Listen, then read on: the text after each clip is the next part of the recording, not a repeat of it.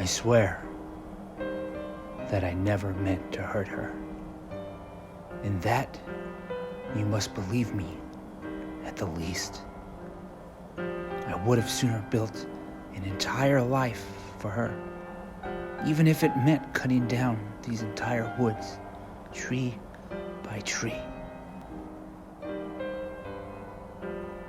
Even if it meant the entire town would be consumed with my fervor, all that, than that I would have ever meant to cut her down.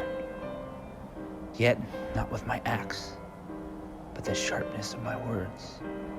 She is hewn down.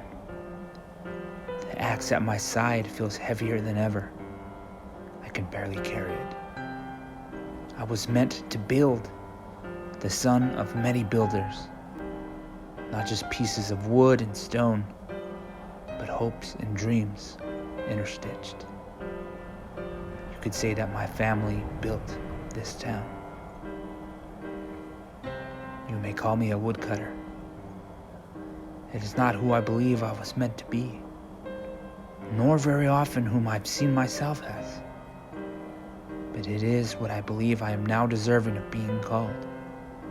Perhaps even now I will be remembered, though it vexes me so. It is snowing, and the usual beauty of our land is lost on me. I feel only the heavy burden in my stomach.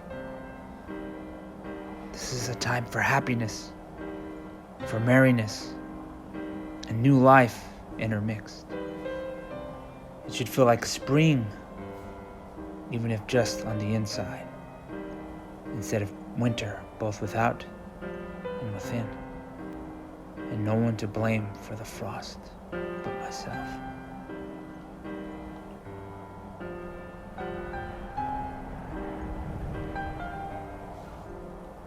I am from a spriggan to man of winter become, all with the utterance of but a few words. I am making my way back to the one I love now, loved once, to ask for some forgiveness. I don't know if this forgiveness can be found, or if it should. I only know that I desire it. Like a convict in a desert seeking water, soon to die. Would that I could receive my due punishments, but escape the pains that ensue. I can almost hear her howling now in pain over the wolves.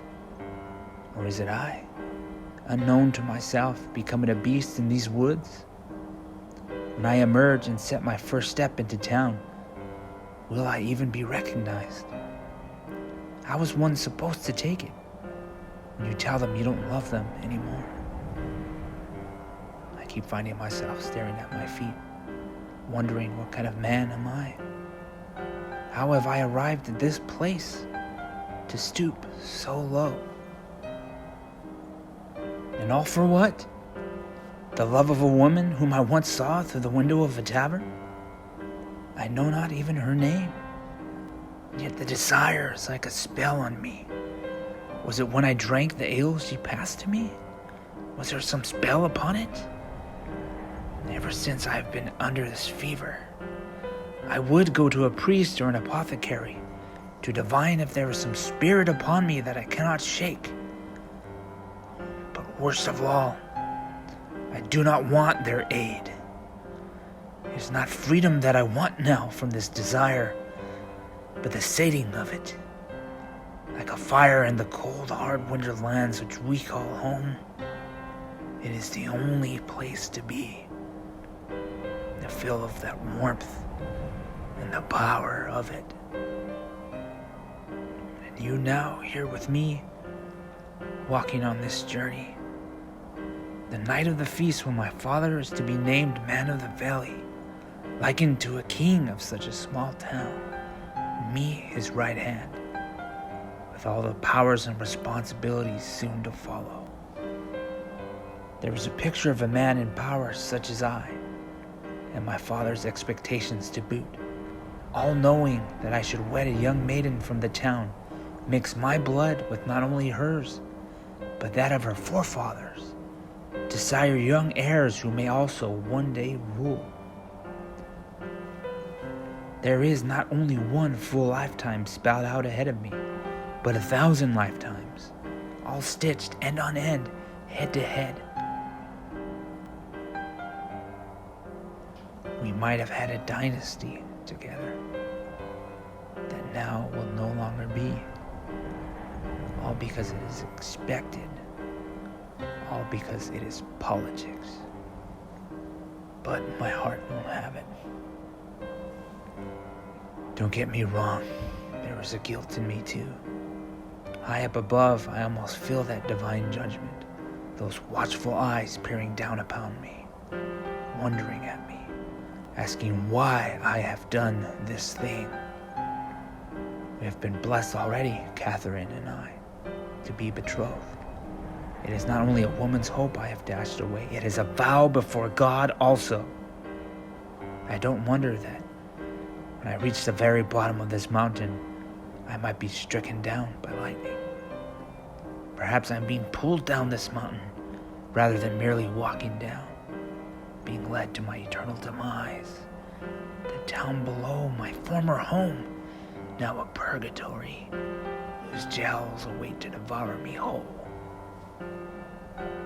I keep on walking, because whatever awaits me, I feel I must see it through. Such mixed emotions in me now, like the torrent which could carry me straight off of this mountain and into the maelstrom of storms which brews at the furthest corners of the valley. I am giddy with excitement and tormented with sullen guilt. There is a spring in my step, matched only with the heaviest bricks. You should have seen her face, those beautiful eyes of Catherine. I thought myself the hero for a moment, for having been so bold as to tell her the truth. But if you would have seen, you would think the worst of me, the shallowest, bedeviled. I can hear the words of my fellow men now. What a fool he was to let that last go. Yet let go I did, cast aside, even in defiance of God and man, not least of all, my father. I would not be taking her hand in marriage. The sudden crush of her eyes and the quivering of lip. My God, I thought I had killed her then. I thought I may spend the rest of my life in the cellar of the jail, if not worse. I regretted the timing, maybe even my delivery. There may have been a softer way to say it, but if there had been, it had surely been lost on me. She turned to slap me. I almost burst into laughter. Not out of spite, but there was some relief. This seemed to cut just as deeply, misreading my emotions. She turned away and I did not follow. I felt she deserved at least that much. A deep breath was owed before stepping into town, and would that I have known what was to come, a deeper breath would I have taken still. I did not know it then, but that young lass I found so fancy had skipped off with another lad, that much more handsome, and a whole year younger than I. I thought myself the villain, having destroyed a young woman in her prime. I then turned my eyes back towards Catherine, but by the time my eyes reached hers once more, she had already done the same, found another in haste, and within a fortnight, forget altogether the spurn of my betrayal. The blood upon my hands now, dripping and steaming and ripe, was only that of my own promise and inheritance dashed upon the rocks. And curse God could not I, but that sullen face which day after day grimaces back at me through every pool and mirror, even when I close my eyes at night. That bitterness is with me, staring up at this sky, waiting for the lightning. Would that it have come.